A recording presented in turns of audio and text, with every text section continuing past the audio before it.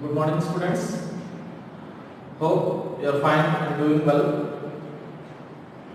So, while dealing with concepts of refraction through a prism, you have learned that a prism is a transparent material medium that makes the light to refract twice. So, we call it as a double refracting medium. And at the same time, the two refracting faces of the prism are plane but not parallel. Of course, you have learned in the earlier class the refractive index of material of the prism is given by formula n equal to sin of a plus dm by 2 by sin of a by 2. This is what we have discussed in the earlier class, the refraction of light through a prism. But you try to recollect that while explaining the refraction of light through a prism, we have taken a monochromatic light. Means the light of single wavelength. There will be only one particular wavelength that is present in the light. Because I told you in the earlier classes, light travels in the form of a wave. A wave is nothing but the propagation of energy. And the light is a wave even which can travel through air or vacuum. The wave which can travel through vacuum, we call it as an electromagnetic wave. Of course, so that light is an electromagnetic wave. So, whenever you are talking about a wave, you come across the property of wave, that is wavelength. Even we have introduced this point in the earlier class. Wavelength of a wave, frequency, speed of the wave. In the introduction, even I have given speed of the wave v equal to n lambda, where n for frequency of light, number of light waves that are produced per second is frequency. Of course, frequency is given by reciprocal of time period. Time period means time taken to produce one complete wave is called time period. Frequency is the number of waves produced in 1 second is called frequency. Where lambda is wavelength. It's nothing but the distance traveled by the wave during an interval of time period. We call it as wavelength. Distance traveled by the particular wave. I repeat, what is meant by a wave? A wave is nothing but the propagation of energy from one place to another place. It is defined as energy. It is defined as a wave. You know, light is an invisible form of energy that causes sense of vision. So that as it is propagating as a wave, all wave properties can be applied, like frequency of the wave, like time period of the wave, time taken to produce one wave. And during the time period, the energy of the wave propagates through some distance, which is wavelength. And of course, V stands for speed of the wave. So that V equal to n lambda, which all you have got introduction in the earlier class. So that's what I am telling. A monochromatic light will have only a single wavelength. So, does it mean that a light consists of two or more wavelengths? Yes. A light that what you are seeing may consist of two or more wavelengths. A light that what you are seeing may be hiding two or more wavelengths in it.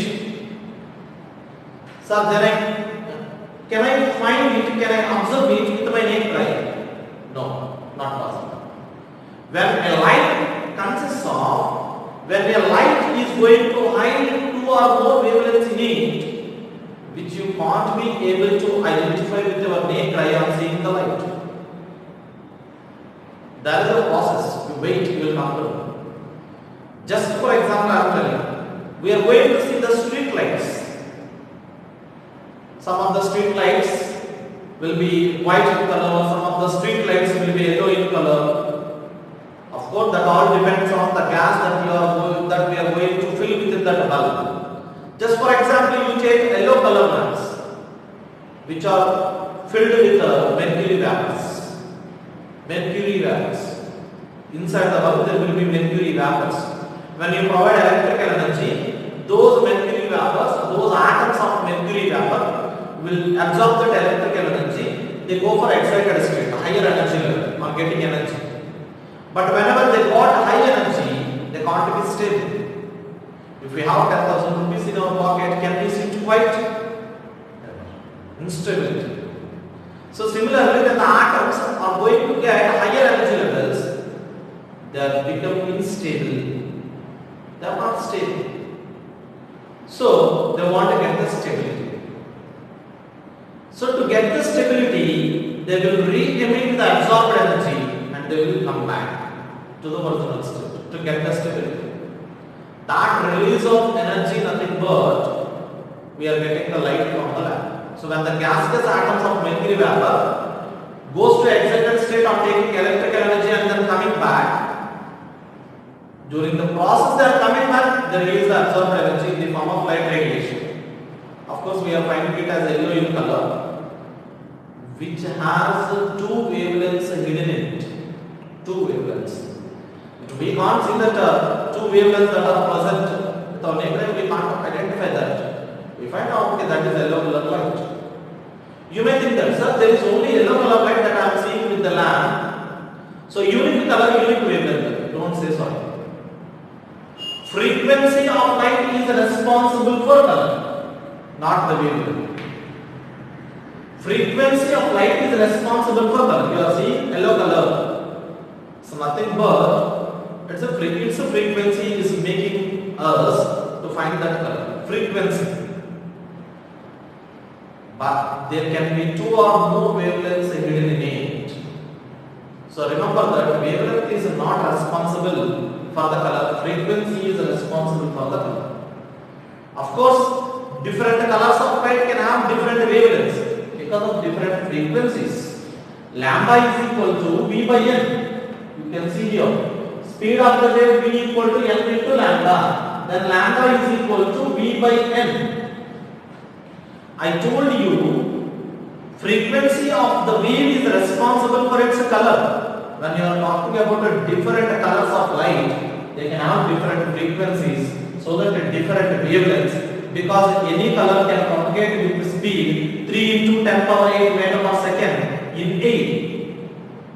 So the speed might be same, but different colors will have different frequencies, so that they can have different wavelengths.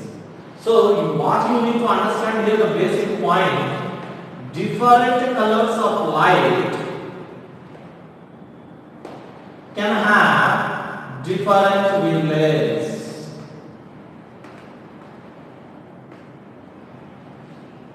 Different colors of light can have different wavelengths. This is the basic point what you need to understand. But at the same time, don't expect that different wavelengths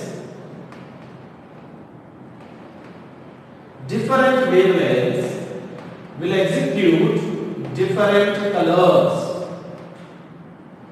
Don't expect this point, because wavelength is not responsible for color. So this point is not absolutely true. This point is not absolutely true. Different colors of light can have different wavelengths, but different wavelengths need not exhibit different colors. Please try to identify these basic points which are required for my coming concept, which is the dispersion of light through a prism. You wait, I will introduce that. But before going to that concept, you should have idea of all these basic points. So, in the earlier class, we discussed about a monochromatic light is allowed to travel through the prism. Monochromatic light means light of single wavelength. So, in that case, whenever you are talking about light of a single wavelength, automatically frequency is unique because lambda is equal to V by N. But a light can consist of two or more wavelengths that are hidden in it. But try to identify this.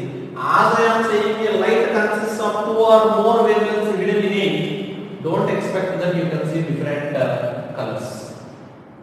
In the unique color itself, there can be presence of different wavelengths. Because wavelength is not responsible for color, frequency is responsible for color of light. I am writing here. Hope you are noting down all these points. A frequency of light is responsible for its color. So different colors of light will have certainly different frequencies. Of course, when frequency is same, wavelength should be same. When frequency is different, wavelength should be different. Because lambda is equal to V by N. That's what I am telling. Different colors of light will have different wavelengths. Because different colors will have different frequencies, then wavelength lambda is equal to V by N. So wavelength will be different. But don't say different wavelengths will represent different colors. Don't say that. Which is not absolutely true. I mean, the purpose of this statement is not true. This is what you need to understand. Hope you have got it. So, when you are dealing with the light, you should have the concept of wave properties like wavelength, the speed of the wave, frequency of the light wave, and what are responsible for what is very important.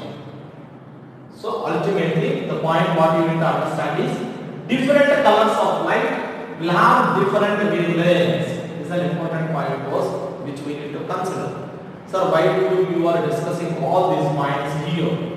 Because earlier, when we have taken a prism, you are seeing the front view of the prism, which is a triangle in shape, placed on its rectangular base. Now, in this situation, AB and AC are the two refracting faces. Of course, here is the angle of the prism, and you can calculate the refractive index of material of the prism N using the given formula here. Now my point is, in the earlier class, when you have allowed a monochromatic light, means it will have a single wavelength, it will have a single frequency. You may confuse frequency or refractive index. So if that is the case, you can represent frequency either with N or with F. Any letter you can use. As N we are using for refractive index, you use M for frequency. So a monochromatic light will have single wavelength, single frequency, so that the refractive index of the prism will be unique for this light.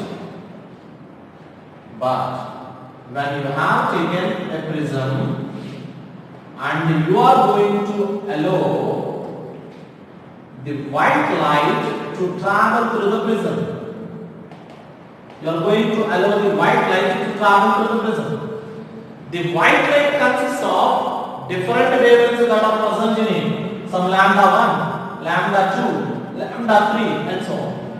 There are different wavelengths that are present, that are hidden in the white light. Sir, how do you say that? You wait. You will come to know, and we can prove that point that the light consists of, white light consists of different wavelengths. See, in science most of the conclusions had come onto the stage after going through thousands of trials and error methods, thousands of observations, conclusions have come onto the stage. So actually what I had done with science is, on going through thousands of observations in trial and error method, some conclusions came onto the stage. Now, while learning ourselves, either yourself or myself, when we are at learning stage, we read the conclusion first, we read the theory, the statement given by the people first, and later we go for an experiment or trial to conclude that statement, or to prove that statement, or to verify that statement. That's why in science there will be two methods, induction method and a deduction method. So in one method, we go for thousands of trials and we derive one conclusion, which is induction method. We use a statement after going through thousands of trials. In deduction method, we prove it on taking the statement. So here what we do while as we are in learning stage, we see the statements first, we go through the conclusions first. Later, we try to observe them, we try to verify them, we try to prove them. So here, white light consists of different wavelengths that are hidden in it or observed by the people. Even we will verify that. So that is allowed through the prism. But here the point is what you learned in the earlier classes. The refractive index of a material medium will be inversely proportional to wavelength. You need to go back to your earlier classes, which is the refraction basics. Basic concepts of refraction that you have learned in the earlier class, which you need to revise once. There we have highlighted one point. The refractive index of a material medium will be inversely proportional to the wavelength of light. Greater the wavelength, lesser the refractive index. Lesser the wavelength, greater the refractive index. Now there is a prism made up with glass. Now your white light consists of different wavelengths that are hidden in it is allowed to travel through the prism. Then the prism do not exhibit same refractive index to the different wavelengths of light. Prism is same. Glass material is unique. That's not going to change. But the same prism will show different refractive indices. The same prism will exhibit different refractive indices for the different wavelengths of light that are hidden within white light. That's what will happen in this case whenever white light is allowed to travel through the prism. Then we come across the concept of dispersion to discuss it here. So our topic is, now your white light is allowed to travel through the prism, then what's going to happen and why it is going to happen, we are going to discuss. So this is all the basic introduction to the concept of prism and the dispersion of light. Now we are going to enter into the main concept of dispersion. These are all the basics required to understand the concept.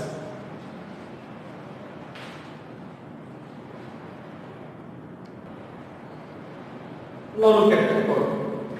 Here we have taken the prism A, B, C and the white light is allowed to travel through the prism. Now in this situation what you need to understand it is, there are many more wavelengths that are hidden within white light. But remember, even though we have used prism, we will not be able to see many more wavelengths, we can see only few wavelengths.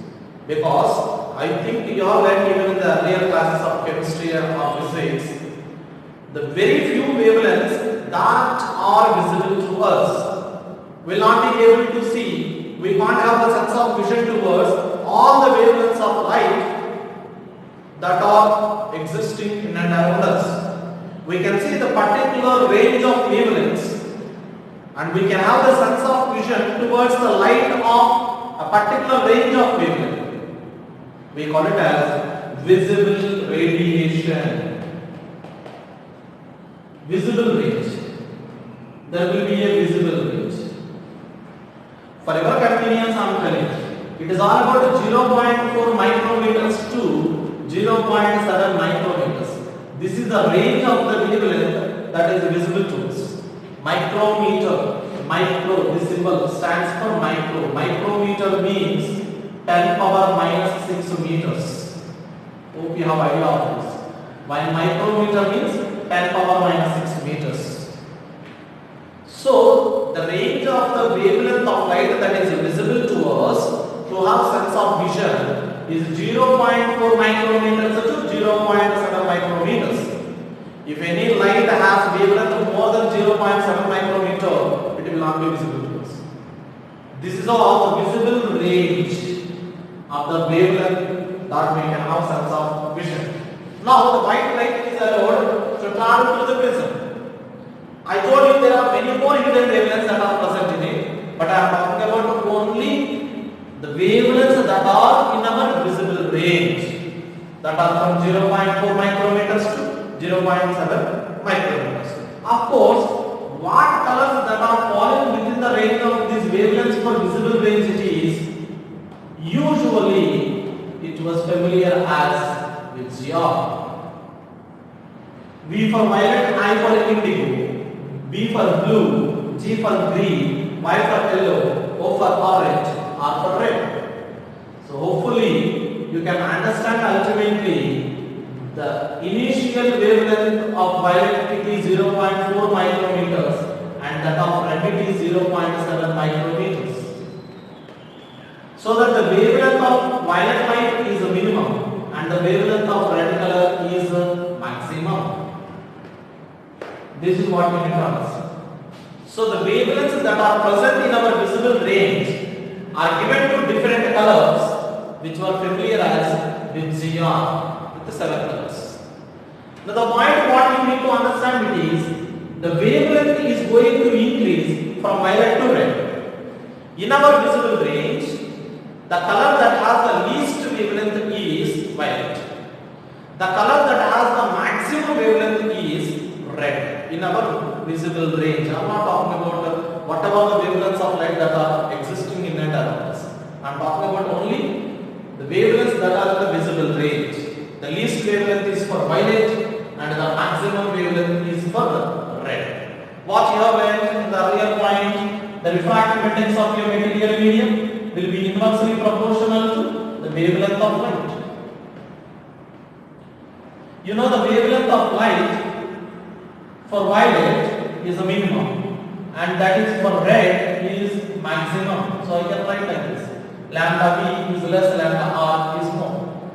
So that automatically the refractive index of material of the prism will be shown very high to the violet and is less to the red color. So the refractive index of material of the prism for violet color, say how I am reading, NB. N, refractive index of material of the prism towards violet color.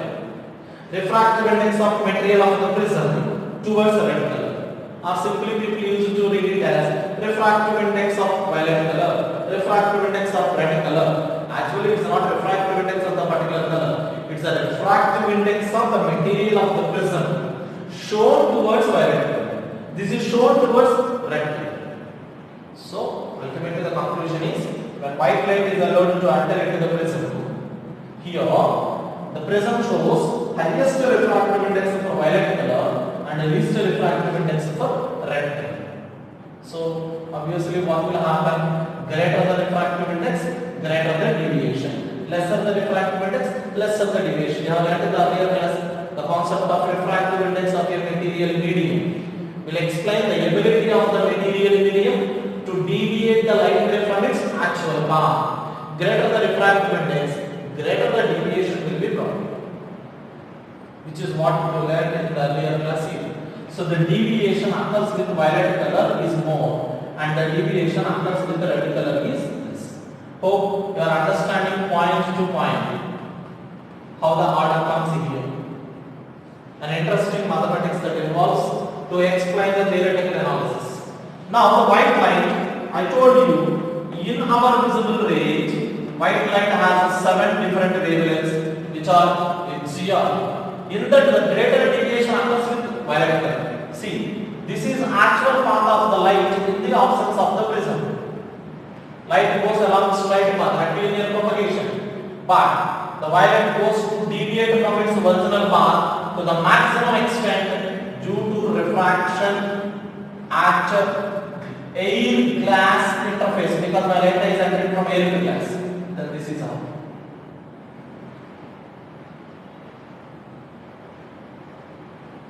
I am showing you the boundary wavelengths that are present in the white light, which are violet and red. Boundary wavelengths. So this is the actual path of the light. Then here is the deviation with violet color, here is the deviation with red color. In between there will be other colors which are defined as VCR. So this is how the light gets divided into the different respective wavelengths that are present in the white light. So when a white light or a light consists of two or more wavelengths is allowed to enter into the prism, then the particular light gets divided into the respective wavelengths that are present in the white light. How that is possible? Because the prism shows different refractive indices towards the different colors because of their different wavelengths. That's what you have learned in my concept. So this is just like after assembly. Once you have attended assembly, later you are going back to the classes just after assembly. Then what you do? You all people will be getting into the class of your respective standard. 8th class students will get into 8th class section. 9th class students will get into 9th class section. Still, if you go in detail, 8th class foundation students will go to that particular class. 8th class lecture students will go to that particular class.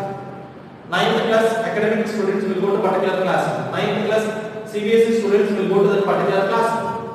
So how we are going to move to our respective classes just after assembly?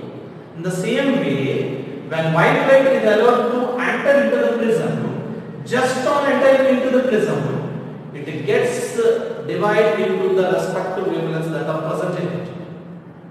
So of course, you are going to get the word which is required to us scientifically, which is dispersion, which we use even during our assembly. Disperse. Disperse means get into your respective classes. The assembly has just finished. Get into your respective classes. That's called disperse. So this is how the light is going to disperse. Here you are dispersing according to your section, according to your standard of the class. But here light is going to disperse according to the presence of wavelengths that are present in the incident light. So here my incident light is white light. Just on entering into the prism, my light gets dispersed according to the wavelengths that are present in it. So which is called dispersion of light. That's what you are going to see. So shall I conclude? The point of dispersion of light. When a light consists of two or more wavelengths, a light is allowed to enter into the prism. Then the light gets divided into the different wavelengths that are present in it, which is known as dispersion of light. So where it happens? Just on entering into the prism at the interface AB, dispersion happens.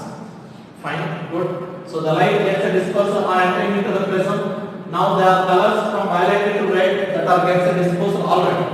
But these dispersed light rays are falling on the interface AC again. So that they are going to travel from glass to A. Whenever they are going to travel from glass to A, again refraction takes place. Due to the refraction, again there will be deviation in their original path. So this is the original path of violet, but it gets deviated again. Similarly, red gets deviated. So this is violet and this is red. If you are going to arrange any screen here, on the screen you can find the presence of all the colors from violet to red that are appearing on the screen. So you can see carefully, this is actual path of the incident light, but this is emerging path of the red color. This is emerging path of the violet color. So I can say this is the deviation occurred with the red color, and here is the deviation occurred with the violet color. Hope you are understanding. So with what color more deviation occurs ultimately with violet color because of its greater refractive index. So this is how when white light is allowed to travel through the prism, it gets a dispersed first and then deviates. I do call it as a dispersion. I don't call it as a deviation. Here it is a deviation because here there is a dispersion happening. because of presence of different wavelengths in the incident light, dispersion is going to happen at the first interface, deviation is going to happen at the second interface. So when a light consists of two or more wavelengths, is allowed to travel through a prism, it gets dispersed first and then deviates. Ultimately, a group of different colors, a group of different wavelengths that are obtained on the screen. Such group of wavelengths, such group of colors that are obtained on the screen is defined as spectrum of colors. Spectrum of wavelengths is nothing but a group of wavelengths or the group of colors. So a spectrum can be obtained when white light is allowed to travel through the prism because of dispersion and then deviation. So this is what you need to understand about the concept of dispersion of light through the prism. If you have understood this concept, we can explain nicely the formation of the wonderful rainbow in the sky. A different visual phenomena that's going to happen in the sky, in the nature, which is a rainbow.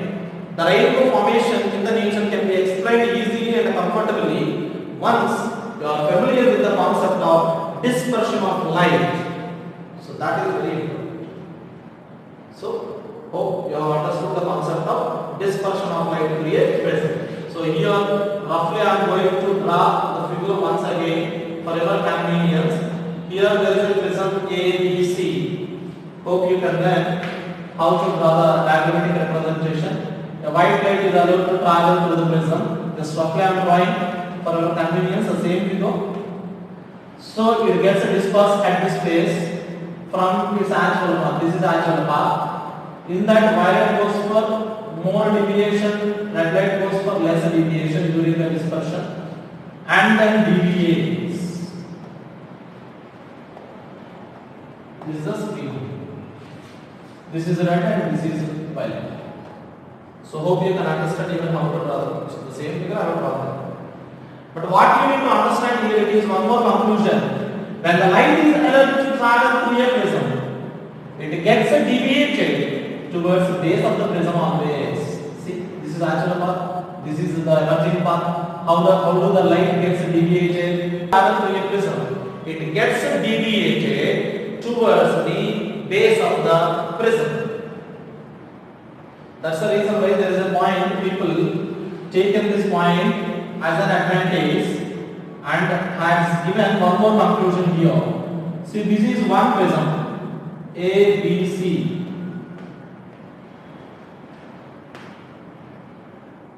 But people were placed another similar prism in reverse manner adjacent to it. In reverse manner. A dash, B dash and C dash. Similar prism, another prism. Now here a white light is allowed to travel through a prism. White light. Of course we know that it gets dispersed. Violet, red. It gets dispersed. And then deviates. You know this. Now here it is entering into another prism. While entering into another prism, again it gets deviated due to the refraction at this phase. So due to that deviation, here violet will go for more deviation, you know that. This is violet and this is red.